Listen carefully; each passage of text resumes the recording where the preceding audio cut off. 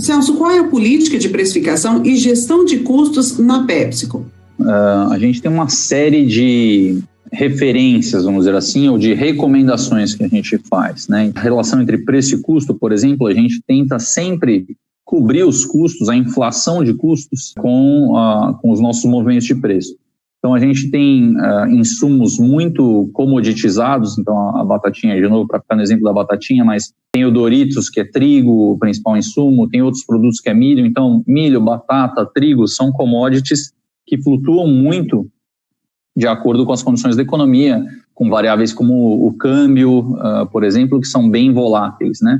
Então, a gente precisa sempre tentar cobrir essa inflação de custos com os nossos movimentos de preço. Esse é uma grande diretriz, vamos dizer assim. Não chega a ser uma política porque os negócios às vezes não querem seguir isso por motivos estratégicos. Não, eu vou segurar um pouco, vou talvez apertar minha margem para continuar com um volume forte, porque essa é a minha estratégia nesse momento, ou não, algumas vezes eu preciso inclusive fazer o contrário, eu vou ter que ir um pouco acima da inflação para melhorar minha margem por uma situação específica, e aí ter uma queda de volume mais ciente disso, né? Então tem momentos e momentos diferentes, e tem diretrizes específicas para momentos diferentes, mas não tem uma política assim escrita na pedra, vamos dizer assim, né? Até porque essas variáveis são bem voláteis e a gente precisa ter flexibilidade para mover para um lado ou para o outro, né? Do outro lado, o tema de custos, a gente está sempre buscando oportunidades para reduzir os custos, porque isso dá fôlego para a gente mexer mais nesse balanço de preço e volume, né? Então, nossa estratégia de precificação, uma outra grande diretriz é que a gente tem que buscar sempre o melhor balanço possível entre preço e volume, né? O preço vezes o volume é o valor total que a gente gera. Em alguns momentos é melhor você forçar mais uma alavanca de preço, às vezes é melhor você forçar mais a alavanca de volume. Então, essa relação, esse balanço, a gente também tem diretrizes que variam aí. Agora é hora de forçar mais em preço, agora é hora de forçar mais em volume. Outra grande diretriz que a gente tem, diferença entre preço para o consumidor e preço ao varejista. Os grandes desafios de definir o preço ao varejista é o que a gente chama de conflito de canais. Então, algumas vezes, um produto está com um preço X no supermercado, e aí você vai num atacarejo e ele está com um preço mais baixo, né? E aí o supermercado vai reclamar que o atacarejo está com o preço mais baixo. Então, a gente tem que tentar, no preço por varejista, dar condições para que os canais possam competir de maneira justa entre eles, né? Então, se eu dou muito espaço para um canal e ele baixa o preço, eu estou dando uma vantagem para ele sobre outros canais. Então, esse balanço também no preço varejista é uma diretriz que a gente está sempre buscando. Uma última diretriz que vale a pena a gente tocar são as diretrizes de portfólio, né? Então, os diferentes SKUs, eles têm características diferentes. Tem uns que giram mais rápido, tem uns que trazem mais lucro, e dependendo da nossa estratégia no momento, a gente quer acelerar mais um tipo de SKU do que o outro e buscar mais um tipo de dimensão que eles trazem do que o outro. Então, algumas vezes eu quero mais velocidade no ponto de venda, eu quero gerar mais transações, algumas vezes eu quero mais lucratividade, algumas vezes eu quero mais volume, e aí eu vou empurrar SKUs diferentes dependendo desse motivo. Então, as diretrizes também que a gente desenha dependem desse momento estratégico que a gente está. Quais são as principais etapas da precificação? Quais são os principais desafios dessa função? Eu diria que são o entendimento da situação atual, e isso passa por uma série de dimensões, né? Então tem um tema de contexto macroeconômico, contexto inclusive político, socioeconômico, um contexto mais amplo de onde você está inserido, onde o seu setor está inserido. Tem um tema todo de entendimento do consumidor. Então, precisamos entender como nossas marcas estão sendo avaliadas pelos consumidores, o quanto eles estão valorizando as nossas marcas ou não, né, se as coisas não estiverem indo tão bem. Tem um tema todo de competição, de contexto competitivo. Então, a gente precisa entender, eu estou bem posicionado versus meus principais concorrentes. No setor que a gente atua de snacks, biscoitos, de alimentos e bebidas, tem muitos substitutos à disposição, então eu tenho que estar sempre atento a potenciais substitutos para as minhas categorias, né? Porque nem sempre é o concorrente direto que rouba volume ou transações de você, algumas vezes são substitutos. Um exemplo que eu gosto de dar aqui no Brasil é o pão de queijo, né? O pão de queijo compete com os meus salgadinhos, né? E a gente não monitora o preço de pão de queijo, é muito difícil você monitorar isso. Então tem que ir para o campo, tem que ir para os pontos de venda e entender como é que estão posicionados esses substitutos, né?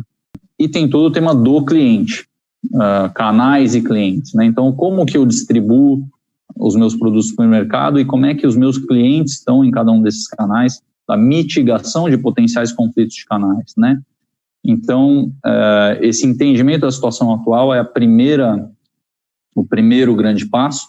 Depois tem um passo muito intenso, analiticamente falando, de desenho da estratégia. Ok, então, dado tudo isso que a gente entendeu aqui da situação atual, como é que eu faço agora para definir o meu preço para o consumidor? Como é que eu conecto esse preço ao consumidor com o preço para o varejista, para os meus distribuidores, varejistas, etc. E qual o mix que eu vou entregar para cada um desses tipos de canais? Eu vou ter preço diferente por canal ou não, por região ou não? Qual produto que eu vou acelerar mais em um tipo de canal diferente, ou tipo de região diferente, ou menos? Então, aí vem todo o desenho estratégico do que a gente quer fazer em Revenue Management, acontecer nos clientes, no ponto de venda. E aí tem todo um ponto de execução, né? Então, tem uma parte analítica intensa, forte, que essa está muito comigo e com o meu time, e depois tem uma parte de execução muito forte, que a gente fala de set the price, que é definir o preço, e get the price, que é fazer acontecer o preço, né? E essa fase de execução a gente depende muito de outras áreas, de parceria com as outras áreas, então tem um engajamento muito forte que meus times precisam fazer com vendas, com marketing, com trade marketing, porque são eles que de fato fazem essas coisas acontecerem nos clientes e nos pontos de venda. O que considerar na hora de precificar os produtos? São muitas variáveis?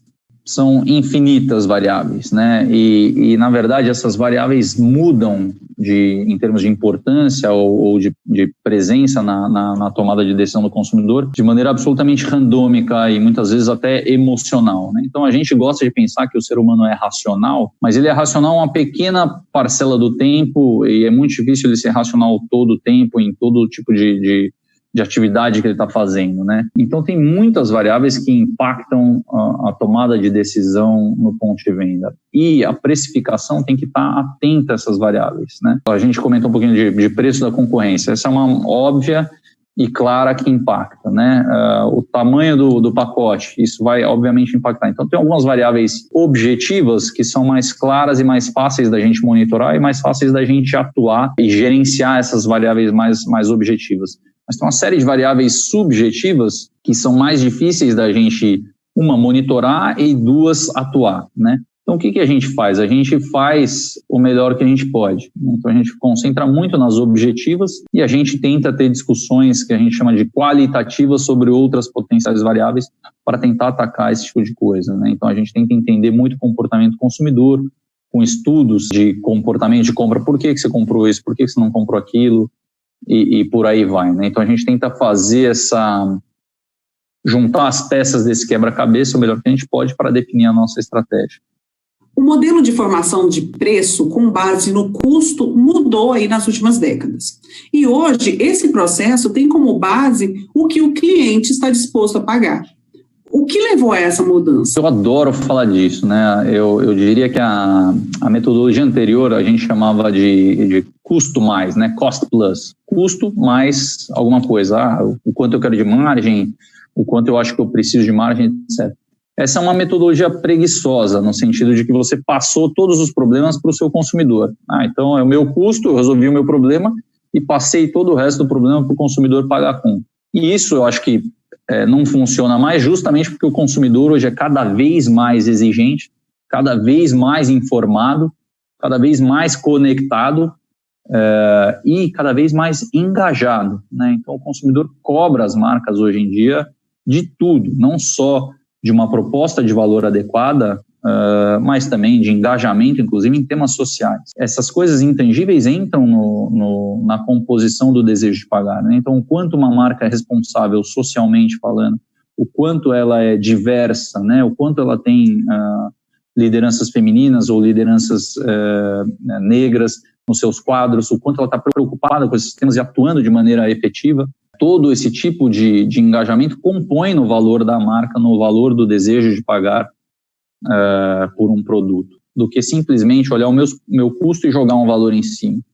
Por isso que eu brinco que a gente abandonou essa preguiça e agora a gente tem uma série de outras alavancas para analisar, para avaliar e para ativar, para aumentar o nosso willingness to pay, o valor das nossas marcas, e com isso o nosso direito de cobrar um premium a mais versus concorrentes que não fazem todas essas coisas.